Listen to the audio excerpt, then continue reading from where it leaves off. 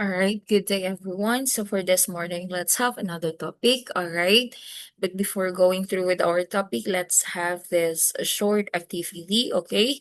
Read the set of events and rewrite the following details in your answer sheet to create a current story. So as if you're going to rewrite these statements, no?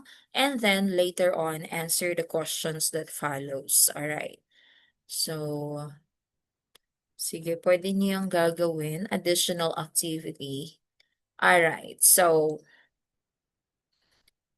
and then, let's have this. Properties of a well-written text, organization, coherence, and cohesion. Okay.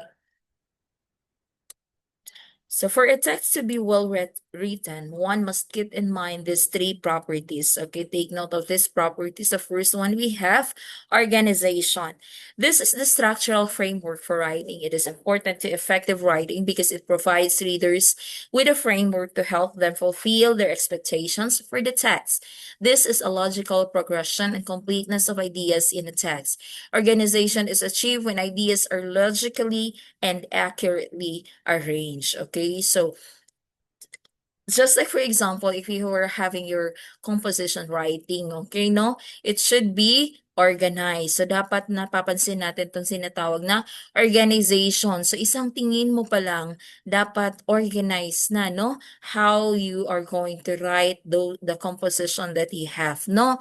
Okay? So, there should be, of course, pag tinignan natin, do we have to fill in lahat ba ng space na nasa isang papel? For example, you are going to write my Christmas vacation, for example, no? Okay, my Christmas vacation. Ano? Porket sabihin sa'yo na you're going to write a composition entitled My Christmas Vacation in a whole sheet of paper, and then anong gagawin mo ba? You're going to fill in lahat na lang ng space na nandun? Of course not, no? Okay, so dapat organized. Dapat isang tingin pa lang, okay, nakikita natin itong tinatawag na organization. There should be or there must be an introduction, the body, and conclusion. It's always been like that. Now, how are you going to emphasize na meron to? Okay, paano natin malalaman na meron yan, ma'am? Okay? So, dapat nakikita natin sa structure itself. From the structure itself, nakikita natin that particular composition has an introduction, body, and conclusion. Okay, ano makikita natin? Of course, no, kapag sa introduction part, mayroong ginagamitan natin ng indentation, okay? Hindi tayo nagsa-start kung saan talaga yung start ng papel, no? Nag-leave space tayo para na-forward tayo and then doon tayo magsa-start. And so on with the body and conclusion. Ina-align lang natin yung ano na yon, yung ano na yon, yung indentation na ginawa natin with the introduction. And with that, pag nakita natin yung ganun yung paragraph, then isang tingin mo pa lang, we can say that it was organized, no? Madali din natin, it's easy for us to identify which one's the introduction, the body, and so as with the conclusion. Okay, next one. Coherence. By coherence, we mean that every part of a composition must contribute to one main unifying thought, which means that the various parts of the text must follow one another in an order which makes the relationship clear. Okay, so dapat, okay, kagaya kanina, no? Doon sa activity na pinapagawa ko sa inyo, kapag meron doon hindi nyo nasunod-sunod ng tama, okay, nagkamali, nag-alternate, okay, nag-interchange yung ideas doon, then the what they call this one, the relationship would not be clear. Okay? Hindi na magulo na, hindi na maintindihan. Okay? It can be ambiguous na yung magiging thought nung ano na yon, nung sentence na yon, no? Next, we have cohesion. Means the overall text has meaning. Arranging our thoughts to deliver a purposeful message is essential in all forms of communication. This is clearly evident among written texts, which are supposed to be are well organized, coherent, and cohesive, using proper language and mechanically neat. Okay, so that's what I'm saying, no? Kapag gagawa kayo ng composition, dapat you follow the right structure, the correct structure kung paano yan i-construct. Kasi imagine mo, for example, sa isang whole sheet, kung binuo mo yan lahat, wala man lang spacing, no? Wala man lang indention, wala man lang margin, mga ganon, no? Anong mangyayari? So parang, isang tingin mo pa lang siguro parang nakakapagod na basahin, no? Parang kumbaga, kung sa pagkain, parang umay ka na kaagad, isang tingin pa lang, no? Parang hindi siya ganun ka-engaging to the readers, no? Okay. Next one, a well-organized piece of writing. So properties of well-written text: organization, coherence, and cohesion. A well-organized piece of writing is not only clear but also logical and aesthetic. Existence of organizational markers and coherent flow of ideas are typically the focus in evaluation of writing. That is according to Diapill 2016, 63, 64. Text organization is the way a text is organized that helps to guide the reader logically through it. This property makes a text readable and its message clear. Organization can be achieved through the following techniques, that is physical format, signal, words, and structure. Okay, by the way, di ba sabi nga, text organization is a way a text is organized that helps the reader to guide logically through it. Okay, and with that, okay, 'di ba? The property makes a text readable and its message clear. So kapag hindi maayos ang paggagawa, naku, imbes na gustong magbasa ay ayoko na lang basahin 'yan. Okay, no? All right. So what we have here, the techniques in organizations, we have first one, physical format, signal, words, and structure. Okay, physical format. The format is an aspect of the organization that is immediately apparent to the reader. It is seen in how the text physically appears, like headings and subheadings, bullet points, or font emphasis. However, use this technique with discretion, as improper or superfluous formatting can be confusing. Okay, physical format, immediately apparent to the reader. So, pagtingin mo pa lang, masasabi mo na, ito, ang ganda ng may format to na sinusunod. Ay, ito wala. Basta lang to nakasulat, no? Okay. So, isang tingin mo pa lang, just like if you were to write a composition, kapag sinunod mo yung may introduction ka, may body ka, may conclusion, upon looking at it, makikita na kaagad natin, ay, ito.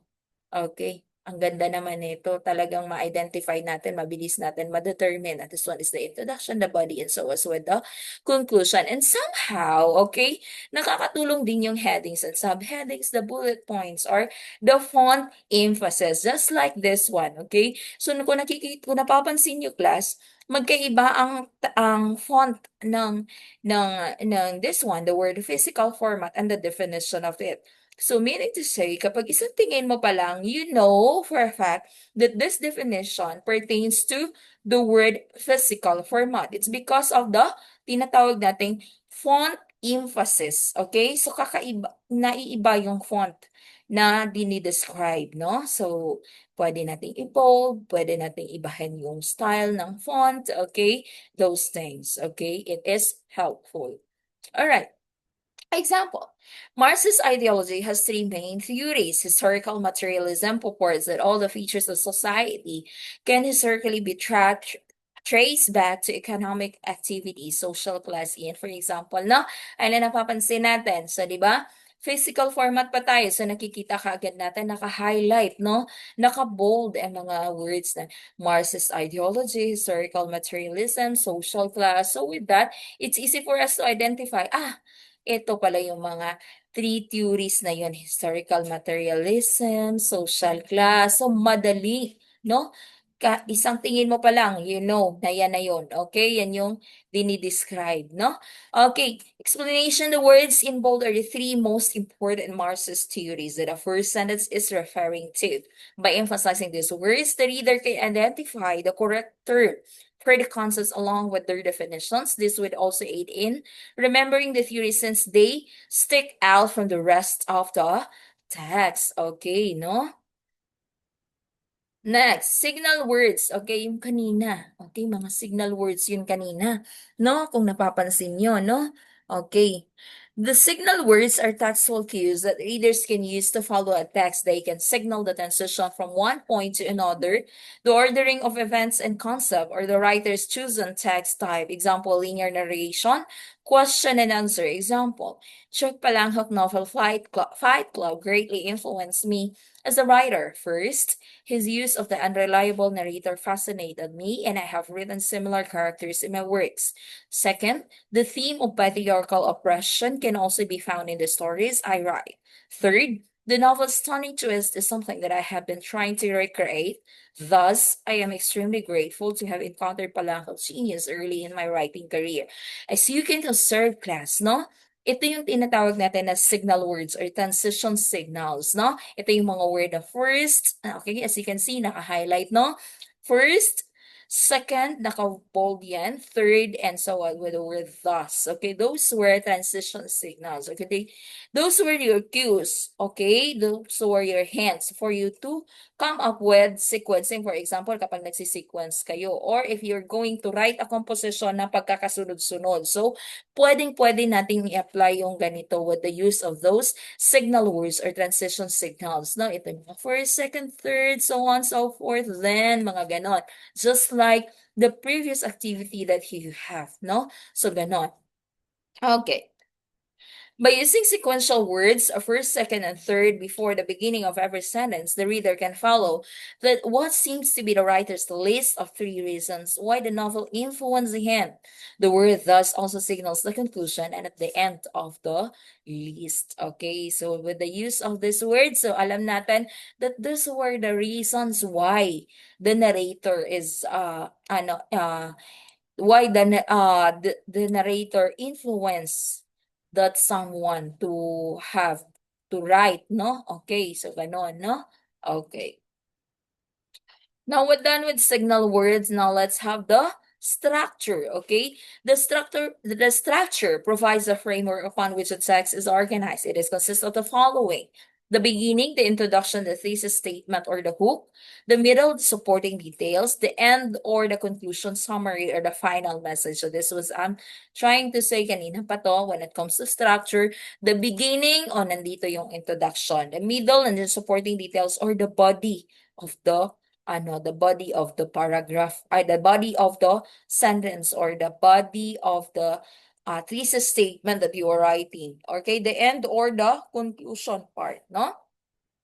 Example, ancient philosophies believe that a person has an aura. This appears as a rainbow of light around the body that can be seen by individuals with clairvoyant abilities. The colors change depending on one's mood, health, and thoughts. Some scientists believe that the existence of the aura has becoming to do with the magnetic fields produced by cells and tissues in the human body. Whether auras are real or not, the fact remains that there are forces everywhere that are real even though we cannot see. Okay, the explanation of that one is, okay, this one. Organization in this paragraph is not readily noticeable. So, hindi natin kaagad mapapansin, no? Pag tiningnan natin, kasi the whole paragraph, wala naman siya, konti lang naman siya, di ba? One paragraph lang siya. So, hindi naman, ang OA naman kung sa isang paragraph, maglagay ka ng intention. Introduction, body, conclusion, isang paragraph nga lang yan. Well, in fact, an introduction is kung, di ba, dapat isang paragraph lang yan. Ganon din ang conclusion. Sa body, pwedeng dalawa, paragraph or three. But, OA naman kung one paragraph, i-apply natin yung introduction. Sabi mo may introduction, body, and conclusion. OA naman kung ilagay mo yan, isang paragraph lang yung gagawin mo, no? Okay. Organization in this paragraph is not readily noticeable. It is not used cues like formatting or signal words. However, the text is organized in this way. So, meron pa rin naman siyang tinatawag na beginning with which introduce the topic of aura. The middle, the definition and evidence of existence of aura. So, nakikita naman natin sa paragraph, no? Okay. By adhering to the structure, the writer can produce a text that is still easy to follow. The topic, supporting details, and concluding message is still clear to the reader. Text organization makes a text easy to read. It prevents the reader from becoming confused by a jumble of words, sentences, and paragraphs that are in no particular order. Organization can be achieved through the physical format, signal words, and structure. Okay. And if there is organization, there is coherence and what we call the coherence and cohesion. Okay, by coherence, we mean that every part of a composition must contribute to one unifying thought, which means that the various parts of a text must follow one another in an order, which makes the relationship clear. On the other hand, cohesion means that the overall text has meaning. Okay. Coherence and cohesion, one of the most important elements in writing is the form of structure. Without a solid structure in place, the content you have gathered would fall apart. After sequencing the events in your paragraph, a group of related sentences that leads to a single topic or idea, it is time to get on to unifying your writing. Okay. Coherence and cohesion are two basic features that facilitate textual continuity. Basically, coherence refers to rhetorical aspects of your writing, which includes developing and supporting your arguments. Example, the thesis statement, development, synthesizing and integrating readings, organizing and clarifying ideas. Coherence means the connection and organization of ideas in a text to create unity. Okay, so without coherence, we cannot say that there is unity with the coherence means the connection or ideas of oneness to create unity. So without coherence, class, we cannot say that the ideas are being united. So kung kanina, kung hindi magkakasunod-sunod ng tama yon, we cannot say na yun ay hindi natin masasabi that there is unity in that particular sentences, no? On those sentences. Kung magkakamali lang yung doon sa nauna na yun, okay, for example, magkabaliktad yung nauna sa pangalawa. So therefore, wala nang unity yung sentence natin, no? To achieve coherence, every good paragraph must have unity or oneness of ideas. Sentences in a paragraph are unified and directed by a topic sentence. On the other hand, cohesion in writing means unifying ideas by binding words, phrases, sentences, and paragraphs. Thus, relationships and smooth text flow. While coherence focuses on the overall macro structure of the essay, cohesion is more specific. It pays attention to links between words and sentences. A text with coherence is ideas that are logically sequenced in a way that is easy to follow for the reader. Although without cohesion, no central concept links all these ideas together. The main point of the text remains unclear for the readers. Okay, so without coherence, ideas are hindi na masasabi nating logically sequenced, no? And of course, mahirapan yung readers to follow, okay? Or magiging magulo na yung pang-uunawa niya without the what we call the coherence. Okay. Okay, cohesion and coherence. A text with both cohesion and coherence has a central concept, linking all the ideas in the text, and these ideas are presented in a logical manner. The main point is clear in the text, is easy to follow and understand. Okay. Next.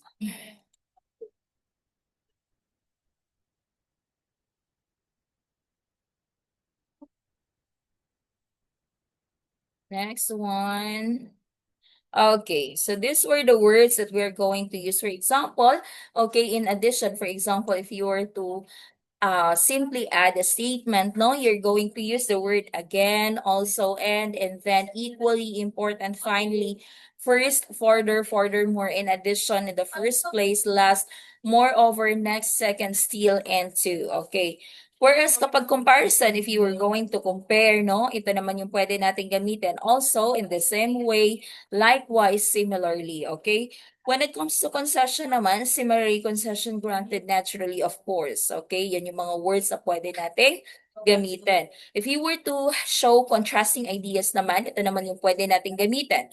Although, yet, at the same time, but at the same time, despite that, even so, even though, for all that, however, in contrast, in spite of, instead, nevertheless, notwithstanding, on the contrary, on the other hand, otherwise, regardless, still, and though. So, if you were to express contrasting ideas, these are the words na pwede nyong gamitin. If you were to add emphasis naman, ito yung pwede natin gamitin. Certainly, indeed, in fact, okay, of course, ayan, no? Okay, kapag example naman or illustration ang gagawin, okay, you're going to use the word after all as an illustration, even, for example, for instance, for conclusion, indeed, in fact, in other words, in short, it is true, namely, specifically, that is to illustrate thus and truly. Okay, if you were to summarize naman, All in all, ito pwede natin gamitin. All in all together, as has been said, finally, in brief, in conclusion, in other words, in particular, in short, in simpler terms, in summary, on the whole, that is, okay? So these are the words na pwede natin gamitin if you were to express ideas in a different manner, okay? So that's why hindi pwedeng sabihin na for example, you just trip mo lang gamitin 'tong word na 'to, "I just like to use this word." No, okay? Just make sure na tama yung functions ng word na gagamitin natin, no? Otherwise, magiging ambiguous ang statement natin, no? Okay? So take note of those words to be used. Alright. Remember the following in trying to evaluate if your text has cohesion and coherence. A text with cohesion but no coherence is difficult to follow. A text with coherence but no cohesion has no definite point. A text with both cohesion and coherence is logically sequenced and stays on the topic. Okay. So now for your activity, okay, you're going to read and answer the following questions read this paragraph and answer the questions that follows, okay? Maybe you just have to write it in your what do you call this one? Half sheet of paper, I guess. That would be enough for you to answer the story, or it can be sige, a whole sheet of paper na in a whole sheet of paper, you're going to answer the series of questions that follows based on this paragraph, no? Okay, so that is your another activity. Okay, so I hope it's clear. And I do hope that you learned something from our discussion today. Okay, goodbye everyone. Thank you and God bless you all.